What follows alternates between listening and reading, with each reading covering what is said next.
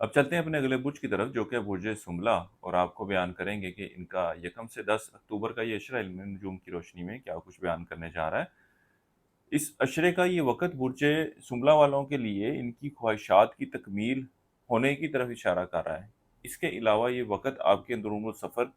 کے لیے جانے کو بھی ظاہر کرے گا، کسی قیمتی اشیاء وغیرہ کی خریداری کے لیے بھی جاتے نظر آئیں گے، گھر کی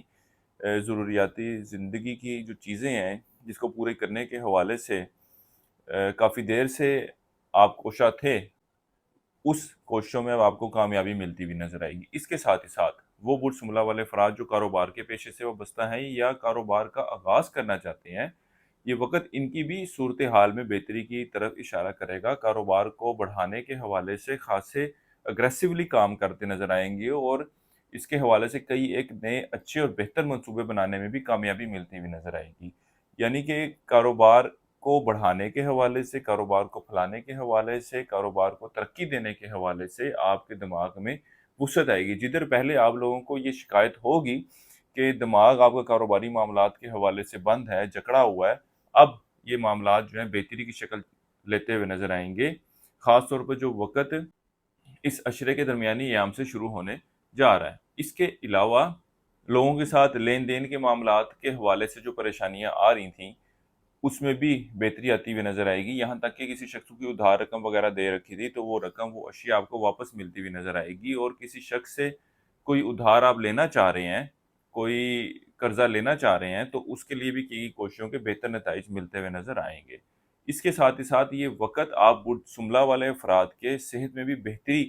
لانے کی طرف اشارہ کرے گا، جدھر آپ لوگ صحت میں خرابی کے حوالے سے پریشان تھے اور ان معاملات کو لے کر خاصے اخراجات بھی ہو رہے تھے، اب یہ وقت ایسا ہوگا کہ ان اخراجات میں بھی کمی واقع آئے گی، اور یہاں تک کہ جن مریضوں کا مرض ڈائیگنوز نہیں ہو رہا تھا، اب اللہ کے فضل و کرم سے اس کے حوالے سے بھی انڈیکیشنز ملتی ہوئی نظر آئیں گی۔ اس کے علاوہ اس عشرے کے وقت کے دوران آپ برج شملہ والے افراد گھریلو معاملات کو بہتر رکھنے کے حوالے سے، گھر کو اور شریک حیات کے تعلقات کو بہتر کرنے کے حوالے سے کوششیں کرتے نظر آئیں گے، اور ان میں کامیابی ملتی نظر آئے گی، یہاں تک کہ ساس کے ساتھ بھی اچھے ہوئے تعلقات استوار ہوں گے، اور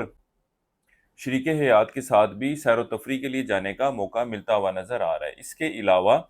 وہ برج شملہ والے افراد جو بیرون ملک جانے کے حوالے سے کوششیں کرنا چاہتے ہیں، اس عشرے کا وقت آپ کی گئی کوششوں کے حوالے سے اتنے کوئی مثبت نتائج لاتا ہوا نظر نہیں آ رہا، اور اگر فائنینشلی حوالے سے بات کی جائے تو اس عشرے میں اگر آپ سفر کرتے بھی ہیں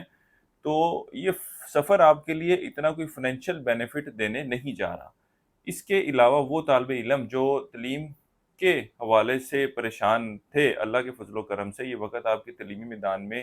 بہتر کارکردگی کی طرف اشارہ کرے گا، فنون لطیفہ کی طرف بھی آپ کی توجہ بڑھتی ہوئی نظر آئے گی، اور اپنے تعلیمی معاملات کے حوالے سے خاصی سنجیدگی دکھاتے ہوئے نظر آ رہے ہیں۔ اس کے ساتھ ہی ساتھ آپ لوگوں کو بتاتا جاؤں کہ آپ برج